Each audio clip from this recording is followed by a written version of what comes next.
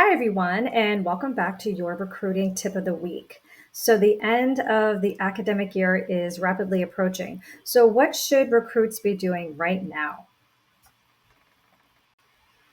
So, as the school year is coming to a close, there are some things that recruits can be focusing on.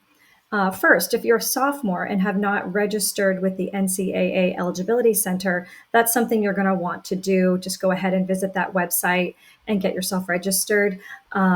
Also, if you are trying to get recruited for any schools in the NAIA, now would be a good time to do that as well. All students should meet with their guidance counselors to make sure that you are taking the correct courses to graduate on time and also taking the correct courses so you'll be academically competitive for the schools that are on your target list.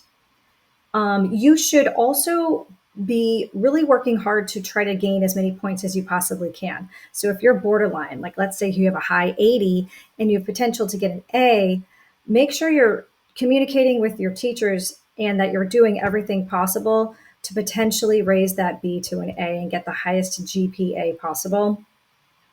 I know lots of my clients are already registered for the ACT and the SAT this summer. If not, then you should probably look into that and make sure that you prepare for them. Study, get a tutor, take a course, etc. So, if you take the time to make sure you're doing all you can do academically, this will help set you up for your recruitment. Trust me, your effort now will pay off later in admissions and perhaps in academic merit. Let's talk academic merit. So, most schools will post what their criteria is for their academic merit, so you can easily see what you would qualify for.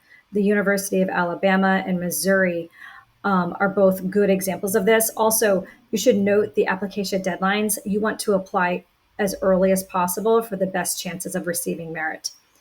If the exact criteria is not posted, but instead they're only putting on their website some general info, that might be a little more challenging. But you could always call the financial aid office, ask questions, and use the net price calculator that might be helpful for you.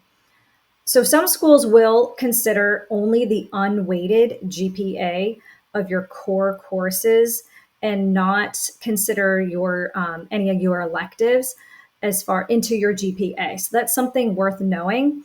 Also worth knowing that some will require SAT and ACT or an ACT score, but not all of them will. So you want to check in and and see. Also, some may consider the outright score and not a super score. So those are little details that you should be researching and figuring out of the schools on your target list. So, academic merit can be a really important factor in your recruiting and decision making process. So, don't underestimate the importance of your GPA and your test scores.